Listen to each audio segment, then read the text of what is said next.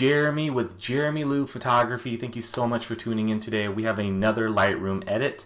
Sadly, I won't be able to do the wedding ones for another couple months or so because this is the last wedding of the season, but technically like the second wedding of the year.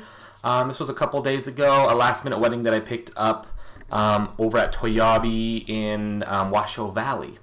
Before we get started, if you guys would subscribe to the channel, click on the bell for notifications, and give me a thumbs up, that'd greatly appreciate it.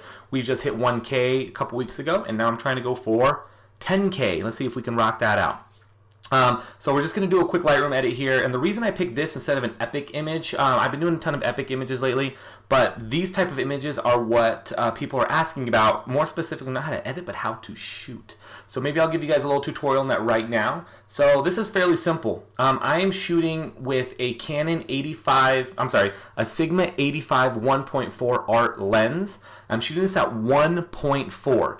The area is dark. This is about, I want to say 4 p.m.-ish. Sunset's at 4:30. It's already over the mountain, and the sun is on the left side over here. So it's completely gone. Everything's in shadow.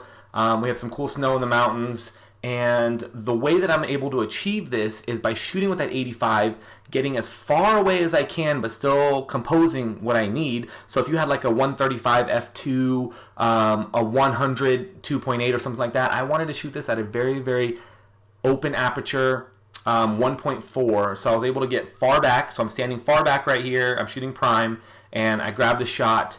I grab like 6 or 7 of these shots back to back, but I make sure that my focus point is directly in the middle of the image, more importantly on the bride's face. And what happens is they get into focus. It creates this really cool composition and compression of the image that the front is in focus. I'm sorry, they're in focus, the front is out of focus, and the back is out of focus, but they're very sharp, and we're going to make them just a little bit sharper. So we're going to try to keep this video under 10 minutes. Sorry for rambling. Let's do this. Canon 5D Mark IV 85 Sigma we already talked about. And I am going to edit this with the preset that I have. We're going to call it J-Style, OG Style Film. This is my new edit for 2018. This is my old edit that you guys have always seen. All I've done was change it just a little. I've played with the shadows and the highlights and added a film layer to that, or a fade, or played with the tone curves, whatever you guys want to call it. So we're going to use our palette gear system over here. We're going to play with our exposure just a little bit. And I've already edited this. I just did a re-edit. And we're just going to play with our skin tones now. We're going to play and warm everything up just a little bit here. Looking at this, I do know this little boy's eyes closed just a little bit, but it's still an awesome image, so I'm going to play with it.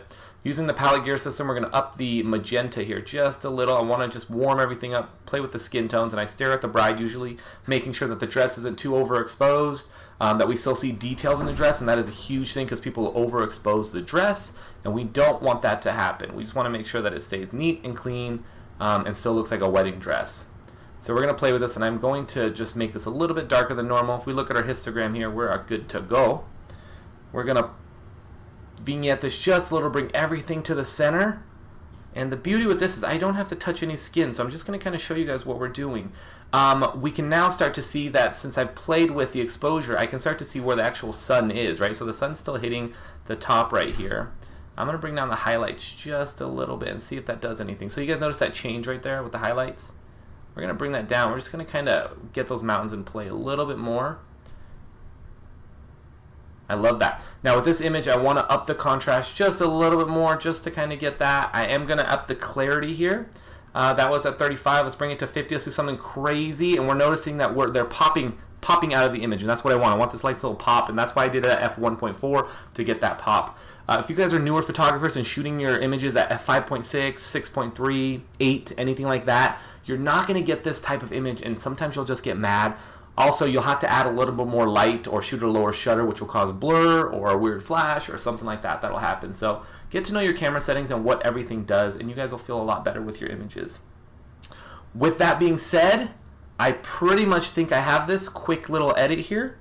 This edit normally would take me maybe about 30 seconds to do. But let me know what you guys think. What else would you guys do to this? I'm looking at the dress and everything looks awesome. The flowers look great. Maybe just bump this up just a little bit.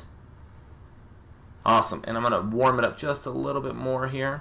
So this is our before, guys. This is what we get. What's happening? We got out of camera. and this is after our edit. Nothing too crazy, right? We didn't Photoshop anything. It's just bringing out the details that we have. So I got close in my shot, out of camera raw, and that's the final. Again, guys, thank you so much for tuning in and for the support. I appreciate it. Let me know if you guys have any questions in the comments below. Chat with you guys soon.